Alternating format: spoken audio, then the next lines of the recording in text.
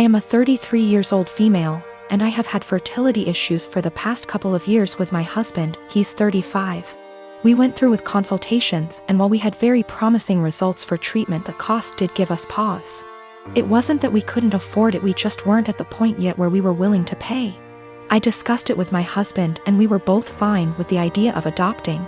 My cousin Tiffany, woman 25 years old, is adopted and she supported our choice in looking into it.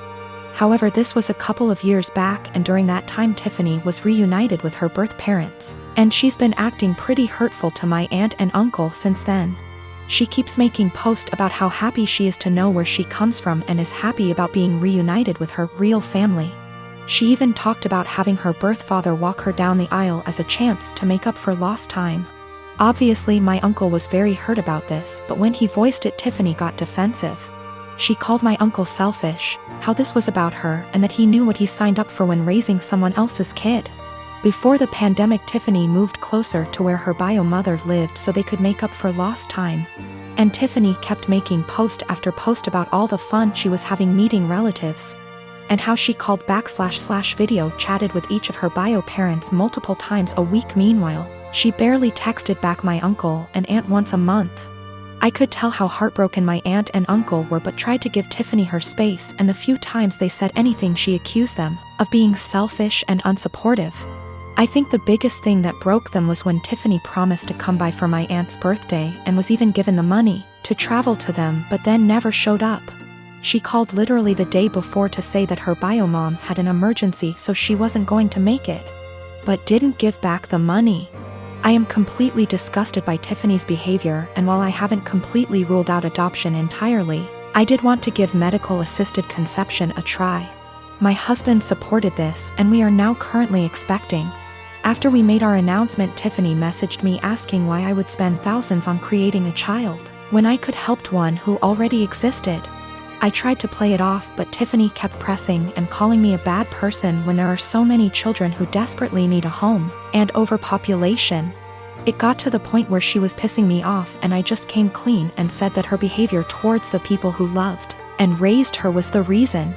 Tiffany got really upset, but I didn't care. However, her parents are now starting to say that I was wrong. My sister and her husband were sent to prison at the start of this year, and sadly won't be released for a few years. That left me to look after their 15-year-old daughter Amy. I was perfectly happy to do this, but as most of their wealth was seized for being ill-gotten, it's meant that I've been having to care for her out of my own pocket. Once again, this doesn't bother me, but it's meant massive life changes for the kid. Firstly, they sent her to a private school. I can't afford anywhere near those fees, so I had to transfer her to a local school. She was upset at this at first, but she quickly made friends and is excelling academically, so this isn't a huge problem. She's been off school for the last few months anyway due to the situation. A bigger problem is clothing. Like my sister, Amy loves fashion and designer stuff. She's still got a lot of stuff that her parents got her, but she's always on the lookout for new clothes. Unfortunately, I can't afford anywhere near the sort of stuff she likes. And I also have 2 children of my own whose clothing I have to pay for. I have told my sister this, but she insists I should make allowances because her daughter is going through a tough time. Amy also really doesn't get along with my daughter Hannah, who is 11. She bullies her, calls her stupid and ugly, tells her none of her friends really like her, etc. She has made her cry on many occasions and often continues to taunt Hannah while she cries. Yesterday I caught Amy trying to buy a dress costing over $1,000 with my card. I was fuming and had a long conversation with her. She cried and sobbed that she just wanted one nice thing. My sister called from the prison, and Amy cried over the phone that she hates here and I treat her unfairly. I spoke to my sister afterwards and she begged me to go easy on her daughter because she's still adjusting. I put food on this kid's plate. I buy her whatever clothes I can afford, even if they aren't to her taste. I take her to visit her parents as much as possible. They're held in different facilities. And I do all of that on top of working and looking after my own children. I told my sister that I was willing to look after her daughter for as long as she needs. But if anything like the card incident happens again, or if she continues to pick on my daughter, there will be serious consequences for her. My sister wanted to argue, but they get limited time on the prison phone. I think what I'm doing is right. I get that the kid is going through a tough time, and I'm doing everything I can to be there for her. But I can't just tolerate bad behavior or bullying, and I can't afford to pay for her expensive clothing. The fact that she's struggling to deal with what happened to her parents doesn't change that. Recently, my cousin and cousin-in-law have been thinking about relocating to our state because of recent job opportunities. And we've hosted them in the past when they visited.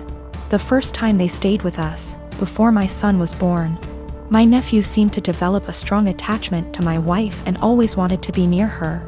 He drew a picture of a heart and picked some flowers from our yard and gave them to her before they left, saying he loved her. My wife thought this was sweet and gently handled his crush by telling him she would always love him as his aunt. But she was sure he would find another girl to fill his heart soon. He told her no, she was his girlfriend. This weekend, they were staying with us again, and my nephew again wanted to be near my wife every chance he got. His mom and dad noticed and told him that because my wife now had to care for our son, she couldn't pay attention to him as much as before. He got upset telling us that she was his girlfriend and had a meltdown, which caused my son to start crying. When my wife got up to take our son to another room to calm him down, my nephew got up to follow and his dad had to forcibly restrain him from following them. I stood up to block the hallway into the separate room just in case he got away from his dad. Once they calmed him down, they apologized for his behavior and said they would keep better tabs on him. Here's the part where I may be the asshole. I told my cousins I didn't feel comfortable with my nephew being so possessive of my wife, and I know for sure she didn't. Especially since he seemed to be so jealous of our son. I told them I couldn't allow their son in our home until he learned to control himself and understand that my wife was not his girlfriend. I apologized but asked them to get a hotel room for the rest of their stay and not to visit us again unless they left my nephew behind with people they could trust and knew would care for him, while they searched for jobs in our state. They didn't say anything but looked saddened and went to the guest room with their son to pack up their bags. I guess they must have told my extended family what happened because my paternal grandmother called me this afternoon, telling me that I should have been more understanding and that I was wrong to ask them to leave. Am I the asshole? Technically, my cousin is my second cousin. My dad is an only child, so the cousin I refer to in my post is the son of my own dad's first cousin. My paternal grandmother and his paternal grandfather were siblings. I'm not sure if this is correct, but his autistic son would technically be my third cousin. The reason I refer to him as my nephew is because he's the generation after mine in our family tree, and it's less of a mouthful to refer to him as cousin X removed. A lot of people have posted that it's not correct to refer to him as my nephew, but to be frank, I don't care. And my family's never followed this traditional genealogy nomenclature. Without being specific, in the western state I was born and grew up in, it's not uncommon to refer to even close, unrelated adults as uncles or aunts. I call him my nephew because my cousin and I were close, and I still hope to have a close relationship with him if at all possible. Though I don't know how after this situation. Some have asked if I was jealous of my nephew calling my wife his GF. The first time, I thought it was amusing and was surprised that he had any romantic notions towards anyone, let alone my wife. Remember, in my mind he's my nephew and I never thought of him as anything other than a large kid because of his developmental delays and normal, for him, childlike behavior. Regarding the situation that happened this weekend, I was only concerned for my wife and son's safety. I didn't know how he would react and followed my cousin's lead, but wasn't about to let him get near my wife and son once they left the room. I don't know what was said to my paternal grandmother, but I don't want to react in anger and want to talk to my cousin once we've both had time to process what happened and calmed down.